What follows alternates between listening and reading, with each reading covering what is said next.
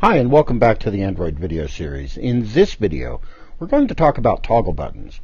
Normally, I wouldn't talk about one specific control and do a demo only on one control, but toggle buttons and radio buttons are a little bit different, and we need to know how they work in order to effectively use them.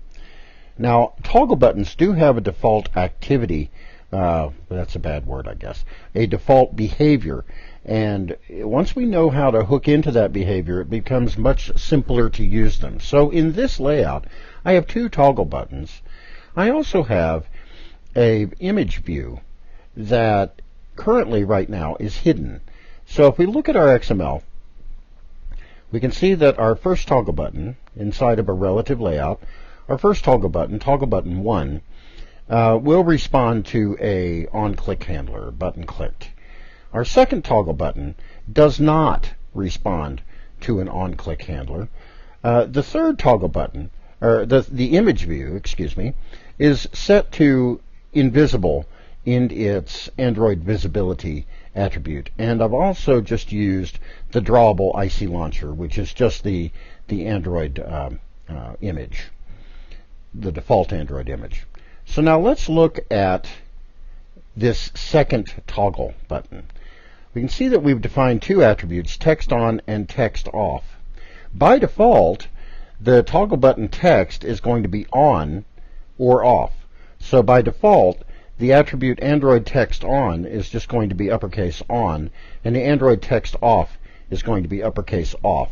And so the default behavior, if you do nothing else but set up a toggle button, and without even a handler, it will switch from on to off, and its light will go on and off depending on its state.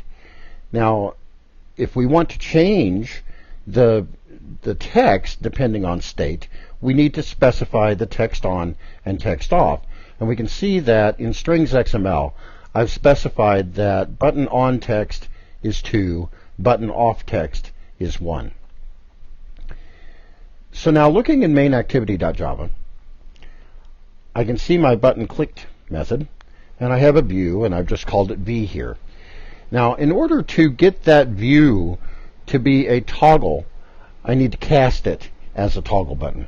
But first, I'm going to get a handle here to my image view, and I'm calling that iView by finding the view by ID, r.id.imageview1, which is the ID text of the image view, the RID attribute of that image view. And we can see that here, image view 1.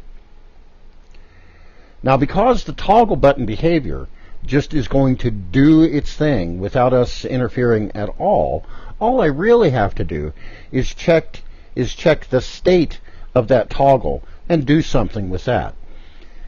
So the second thing I do is define a toggle button called toggle, which is just the view, V, which is what comes into this, is the button that was clicked, the view cast as a toggle button. And we can do this because this is a downcast.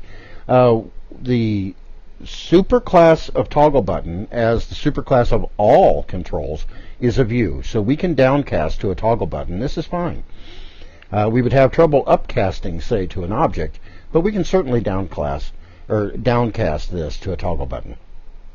So now I can just simply check to see if the toggle is checked. And this is a true-false value, is checked. If the toggle is checked, then I'm going to set the visibility to visible. Otherwise, I'm going to set it to invisible. And because this method happens on the falling edge of the click, in other words, technically after the button is clicked, I can check to see if the state is on, is checked as true, and set the image view to visible if it is. In our second case, in our second button, we don't have a handler, and we're just going to see the default behavior with our two strings set to 1 and 2. And that happens here with text on and text off. But in both cases, we'll see the little light on the toggle button come on. So let's go ahead and run this and see the effect. Let's make sure I'm in the once again, If you're in the XML file, you cannot run the app. You must be in a Java class to actually run the app. So now we'll click again, and then we'll bring up our emulator and look at our code. Now we know that we have an image view out here. This is the default type of toggle button. We can see that currently the text is off. If I click it, the image view comes up, and this is because of our button clicked handler. But everything else that happens because of the default behavior of the toggle button. So the text turned to on, the little blue indicator indicating on came on. Now if I turn it off again, focusing only on the button, we can see the text turned to off and the little blue indicator went off. And I'll do that a couple more times so we can see what's happening. Now in the second case, all I've done is change the strings, but the default behavior is still the same. 1 and 2, and the little blue light came on, and 1 and 2.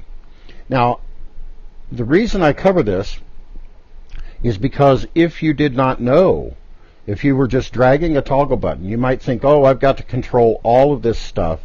How do I control the little light? How do I control the text and turn it from off and on? If you didn't know the default behavior all handles that already, you might spend a considerable amount of time trying to figure out how to do it. You don't have to do anything. And that's the whole point of this exercise. Thank you very much.